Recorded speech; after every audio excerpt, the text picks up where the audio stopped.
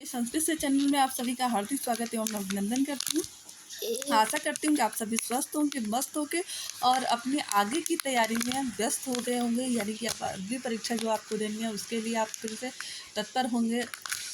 और एक अच्छे विद्यार्थी का यही लक्षण होता है कि वो अपनी बारंबारता और निरंतरता को तब तक न छोड़े जब तक कि उसको उसका लक्ष्य न प्राप्त हो जाए। आशा करती हूँ कि आप सभी अपने लक्ष्य की ओर उन्मुख होते हुए अपनी तैयारी अच्छे से कर रहे होंगे। ईश्वर से कामना करती हूँ कि ईश्वर आप सभी को आपके लक्ष्य की ओर उन्मुख करते हुए आपको सफलता की राह पर ले जाकर छोड़े और 2024 में आप सभी सफल हों। इसी शुभकामना के साथ आज के प्रैक्टिस सेट की शुरुआत करते हैं। और प्रैक्टिस सेट शुरू करने से पहले एक छोटा सा आप लोगों से अनुरोध करती हूँ कि यदि आप लोगों को लगता है कि मेरी वीडियो देखने के बाद चैनल को लाइक, सब्सक्राइब, शेयर करना चाहिए तो अवश्य करिएगा। यदि इससे आप लोगों का कोई नुकसान नहीं होता है तो बिल्कुल करिएगा। चलिए हम लोग प्रश्नों पर आते हैं। प्रश्न संख्या 12 कह रहा है कि बाह्य प्रयत्न विवार का अर्थ है। क्या अर्थ है? बाह्य प्रयत्न विवार का क्या अर्थ है? यानी जो बाह्य प्रयत्न का एक भेद है विवार, उसका क्या अर्थ होता है? प्रयत्न दो प्रकार के होते हैं, अभ्यंतर प्रयत्न और बाह्य प्रयत्न। अभ्यंतर प्रयत्न के 5 भेद होते हैं और बाह्य प्रयत्न के 11 भेद होते हैं। अब बाह्य प्रयत्न के भेद के अंतर्गत एक विवार प्रयत्न आता है, जिसका अर्थ क्या होता है ये पूछा है प्रश्न में। तो उसका अर्थ होता है खुलना, यानी मुख का खुलना। ऑप्शन नंबर सी आपका सही होता है। अगले प्रश्न पर आते हैं। प्रश्न संख्या 13। प्रश्न संख्या 13 कह रहा है कि थोड़ी वायु का जिसमें प्रयोग हो वह वायु प्रयत्न क्या होता है?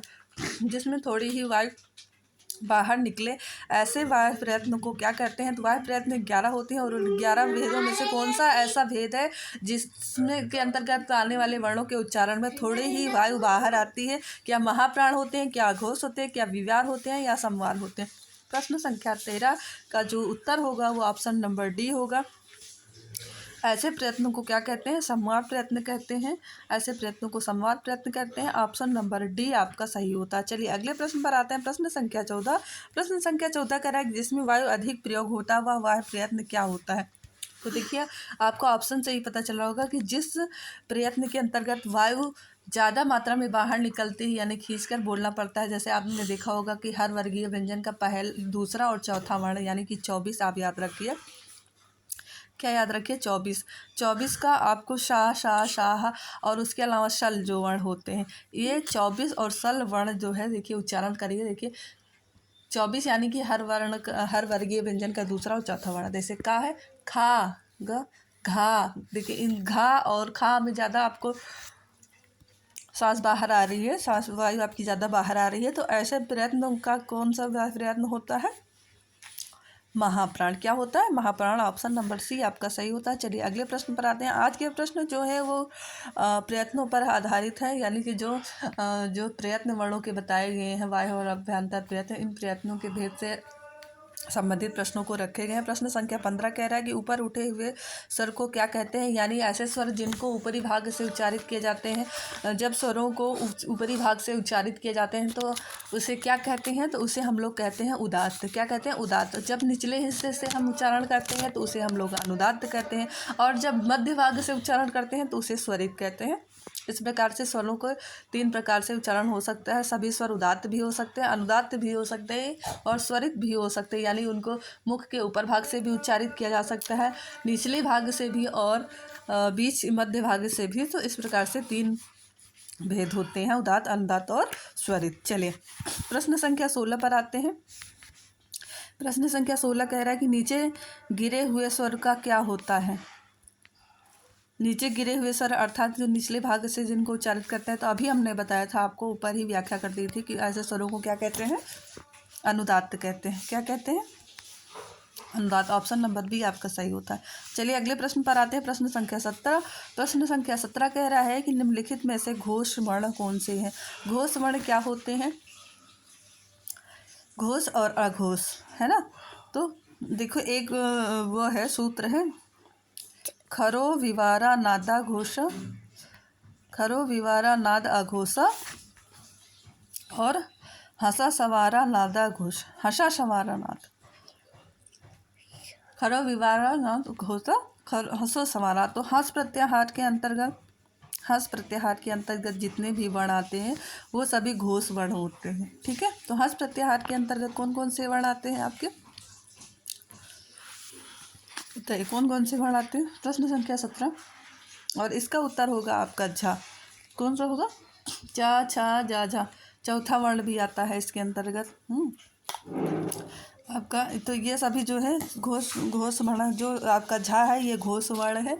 ठीक है, हर वर्ग का 5वां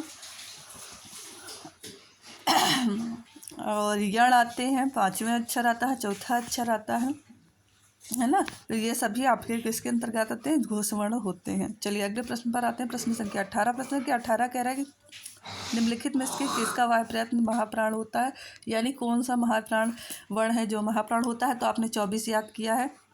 देखिए इसमें से दूसरा और चौथा कौन सा वर्गीय व्यंजन का दूसरा और चौथा अक्षर है। तो देखिए घा आपका चौथा अक्षर होता है का वर्ग का, तो ऑप्शन नंबर डी आपका सही हो जाता है। चलिए अगले प्रश्न पर आते हैं। प्रश्न संख्या 19। प्रश्न संख्या 19 कह रहा है कि घा कौन सी ध्वनि है, यानी घा का उच्चारण स्थान क्या है। तो आपने पढ़ा होगा अकु विसर्जनीय नाम कंठा, तो का वर्ग में ही घा आता है, का खा गा घा चौथा वर्ण होता है। तो का कु का उच्चारण स्थान क्या होता है? कंठ होता है। तो ऑप्शन नंबर ए आपका सही होता है। चलिए अगले प्रश्न पर आते हैं। प्रश्न संख्या 20। प्रश्न संख्या 20 कह रहा है कि चा का उच्चारण स्थान क्या है? दंत है, तालु है, मूर्धा है या ओष्ठ है। तो इचु ऐसा नाम तालु। आपने पढ़ा होगा इचु ऐसा नाम, यानी छोटी या बड़ी हो या चा वर्ग हो, चा छा जा जा या में से कोई वर्ण हो, इन सब का और ये वाला शा हो, इन सभी का उच्चारण स्थान या हो, इन सब का उच्चारण स्थान क्या होता है? आपका तालु होता है। ऑप्शन नंबर बी आपका सही होता है। चलिए अगले प्रश्न पर आते हैं। प्रश्न संख्या 21। पा का उच्चारण स्थान क्या होता है? तो एक सूत्र है उपु पधमानिया नामोष्ठ। उ पु यानी ऊ हो, छोटा ऊ हो अथवा बड़ा ऊ हो, छोटा ऊ अथवा बड़ा ऊ हो। पू का मतलब पा वर्ग हो, पाफा बाभा मा हो, और उपधमानीय हो। उपधमानीय जो पा और फा के आगे ऐसे आधा स्वर लगा होता है, ये उपधमानीय वर्ण होते हैं, दो पा और फा। ठीक है, उपधमानीय हो, इन सभी का उच्चारण स्थान क्या होता है? उपपदमानीय नाम ओष्ठव। इन सब का उच्चारण स्थान ओष्ठ होता है। और जो वर्गीय व्यंजन का आखिरी होता है वो अपने वर्गीय व्यंजन के साथ साथ नासिका से भी बोला जाता है, ये हमने बता ही दिया था। जैसे माँ है तो माँ तो पा वर्ग का है, तो पा वर्ग जो है ओठ से बोला जाता है, तो माँ ओठ के साथ साथ नासिका से भी बोला जाएगा। क्यों? क्योंकि वो वर्गीय व्यंजन का 5वां अक्षर है। प्रश्न संख्या 22। टा वर्ग के वर्णों का उच्चारण स्थान क्या है? ऋतु रसाणाम मूर्धा। एक सूत्र है ऋतु रसाणाम मूर्धा, जिसका अर्थ होता है कि री हो, टू मतलब टा वर्ग हो, री हो, है ना, री हो या टा वर्ग टाठा ढाढ़ा हो, टा वर्ग हो, रा हो और ये वाला सा हो, इन सब का उच्चारण स्थान क्या होता है? मूर्धा होता है। तो ऑप्शन नंबर बी आपका सही होता है। चलिए अगले प्रश्न पर आते हैं। प्रश्न संख्या 23 और आज का आखिरी प्रश्न। प्रश्न संख्या 23 कह रहा है कि ऊ का उच्चारण स्थान क्या होता है? तो अभी अभी सूत्र में हमने बताया कि उपु पद्मानिया नाम ओष्ठो, तो यहाँ पर ऊ पूछा गया है, तो ऊ का उच्चारण स्थान क्या होगा? ओठ होगा। क्या होगा? ओठ होगा। तो ऑप्शन नंबर ए आपका सही होता है। नमो नमः मित्रों, रहने देते हैं इस वीडियो को यहीं पर। फिर मिलेंगे नए प्रश्नों के साथ, नए जोश के साथ, नए उमंग के साथ और नई शुभकामना के साथ। आशा करती हूँ कि आप सभी बिना रुके बिना थके अपने आगे की परीक्षा में लग गए होंगे, और लगना भी चाहिए। इसी जोश के साथ वीडियो को समाप्त करते हैं। नमः संस्कृताय नमो नमः। चैनल को लाइक सब्सक्राइब एवं शेयर कर दीजिए। बोलिए कर दीजिएगा। चैनल को सब्सक्राइब कर दीजिए। हाँ, अंग्रेजी बच्चे रहेंगे तो यही हाल